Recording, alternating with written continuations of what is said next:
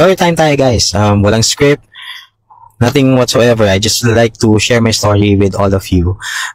Syempre ako si Mark and I would like to share my health journey with you.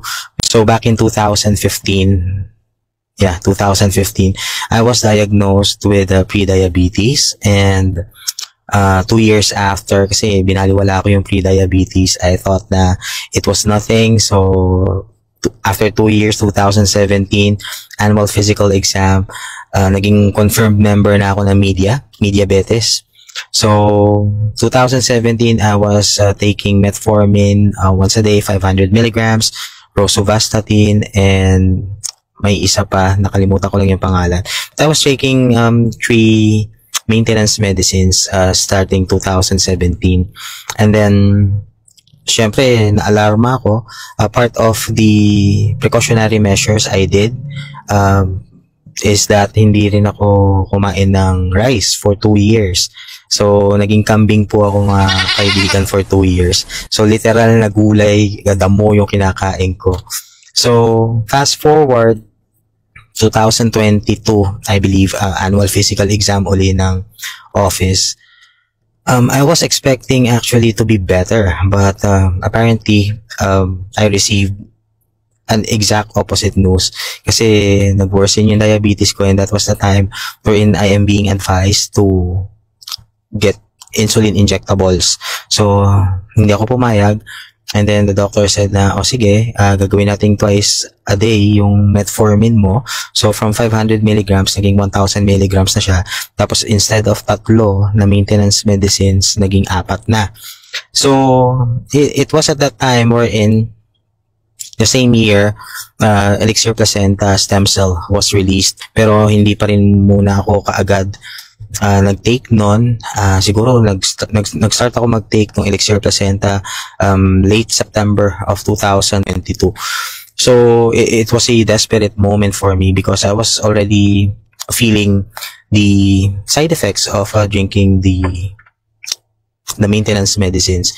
So madalas sumasakit yung tiyan ko dahil sa metformin. So I was so desperate. And syempre, part ng conversation namin ng doctor is that sinabi niya sa akin yung 3 Ds daw. 3 D sa diabetes. Sabi niya sa akin, Sir Lopez, alam mo ba kung ano yung 3 D sa diabetes? Sabi ko, hindi, Doc. So yung unang D, diabetes. Yung pangalawang D, dialysis. Yung pangatlong D, definitely ayaw mo makarating doon kasi death na yun. And it was because of that na I started to think na I'm not getting any better in spite of taking the maintenance medicines and then not eating rice for 2 years.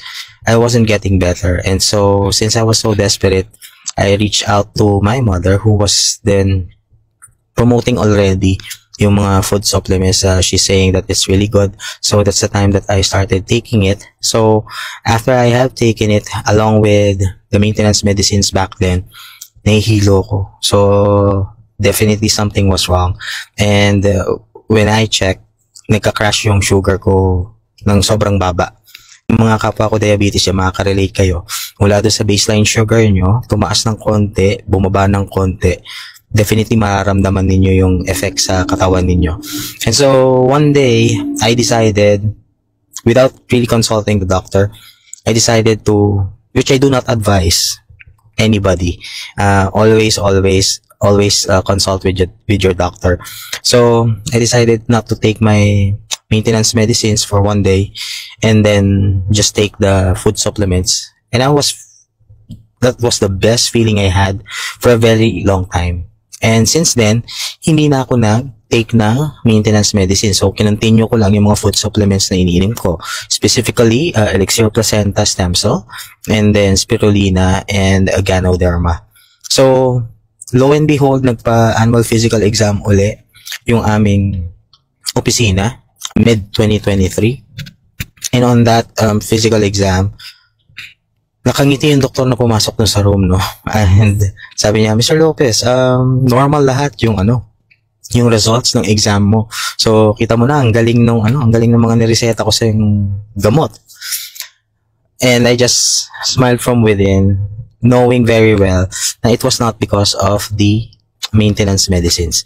It was all because of the supplements that I was taking, and specifically siguro Elixir Placenta Stem Cell and Spirulina, kasi sila lang naman talaga yung naging kasama ko throughout that journey. And the reason why I'm coming out right now, kasi may mga doktor na nagsasabi na once a diabetic, always a diabetic, na you have to live with the maintenance medicines for the rest of your life.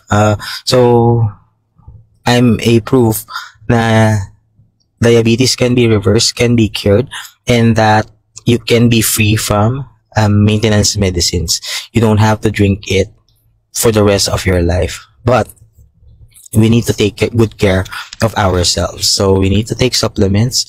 So once again, this is Mark. So if you would like to know more about Elixir Placenta and you would like to start your own health journey towards being a better and healthier you, please do not hesitate to send me a message so that I can help you out and answer your queries.